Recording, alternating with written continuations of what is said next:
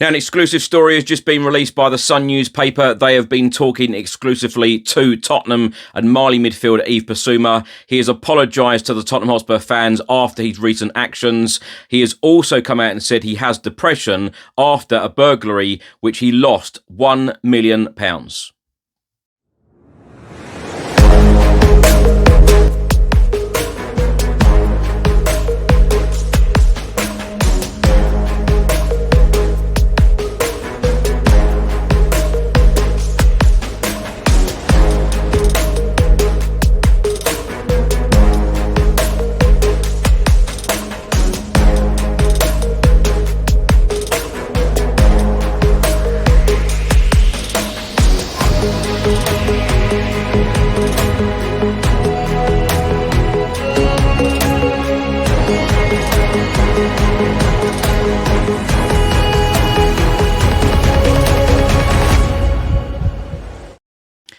Welcome back to the channel. I hope you're all keeping well. My name is Chris Cowlin, and this is another episode of Tottenham News, where I'll be going through the latest Spurs news, rumours and reports. If you're watching on YouTube, please do hit that subscribe button, like, share and comment below. And if you listen to this on an audio platform, please do hit that follow button and leave a review if you can.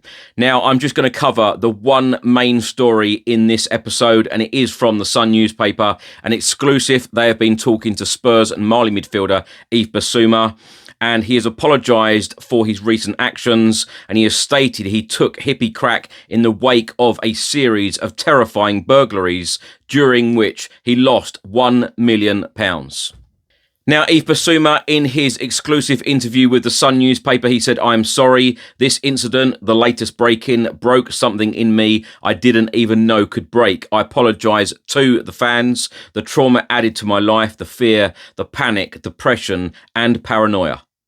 Now, the Sun newspaper state after the break-in this summer, Bissouma filmed the aftermath and said, "Oh my Lord, look what they did. I feel really bad about it. I have to apologise. When the pictures came out, it affected me and everyone, especially my family. When my dad saw it, he was panicking because he didn't feel good. I tried to make him understand that it is a hard image, but it is not who I am." Bissouma then went on to say, "I know it is not a good look for me, for my image, because I am a professional football player. Look what they did. They came here, they robbed me, my watches, they robbed my watches, and they robbed my jewellery. Look, it is actually crazy. Like, look what they did. This is my effing room. I cannot believe this. Oh my God, look at all of my watches. They took everything. They took everything. They took my bags as well, like everything. I'm a strong person. I'm a mentally and physically strong African man. I've faced battles and storms before, but these incidents, they have broke something in me I didn't even know could break." Yves Bissouma then goes on to say, "I've asked myself why me more times than I can count. I hate feeling like a victim, but what I have lost wasn't just material. It was what the trauma added to my life. The fear, the panic, the depression and the paranoia, sleepless nights and a constant loss of trust. I don't want to talk about it, the balloon incident, anymore because it is over. But to the fans, I'm very sorry. My mental health has been bad at times.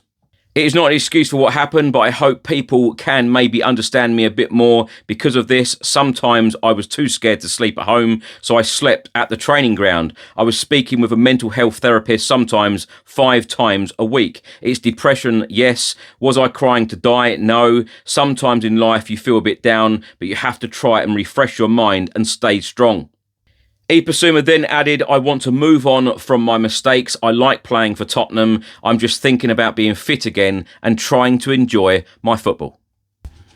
Now, my thoughts on this, and I'm going to keep this very short and brief, and I suppose there are 3 parts here. Yves Bissouma, the human, Yves Bissouma, the Tottenham and Mali footballer, and Yves Bissouma, the person connected to the balloon incidents. And that has happened twice now, which is very, very disappointing, particularly as he has come out himself and said it's not a good image for me. I'm a professional football player. And, it's happened twice, once under boss Ange Postecoglou, now under Thomas Frank. Thomas Frank, of course, dropped him from the Super Cup squad because of his lateness.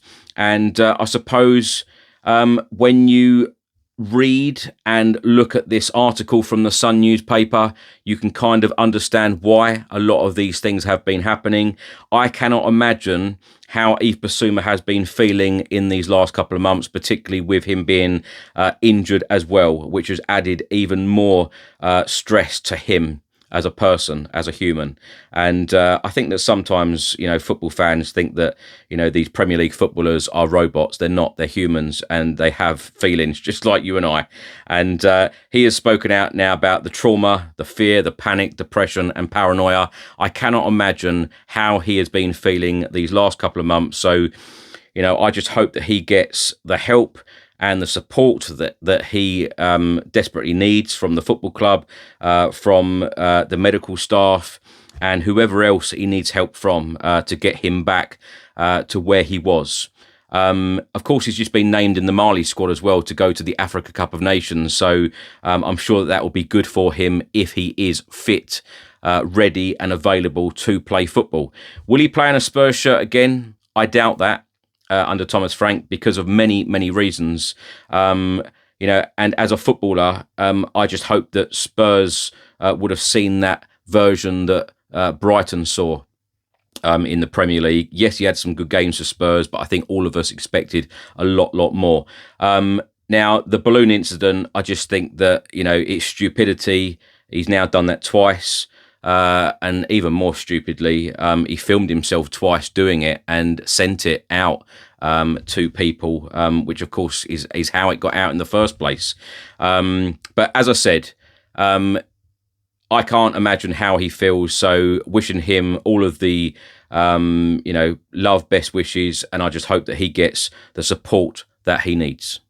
And I also think it's important to say that every time people think that everyone else's life is very rosy, sometimes it isn't. And sometimes people just assume that everything is okay, and clearly not with Bissouma. And I just hope that the football club and everyone around him is giving him the support that he needs. And fair play to him for doing this interview with The Sun and coming out and apologising to the fans, because, of course, he is a role model to young people. And this is the right thing to do, to come out and apologise. So, as I said, wishing him all of the very best for the future. Thanks for watching and thanks for listening. If you're watching on YouTube, please do hit that subscribe button, like, share and comment below. And if you're listening to this on an audio platform, please do hit the follow button and leave a review if you can. Have a great weekend. I'll see you in the next one. Stay safe and well. Keep smiling. Come on, you Spurs.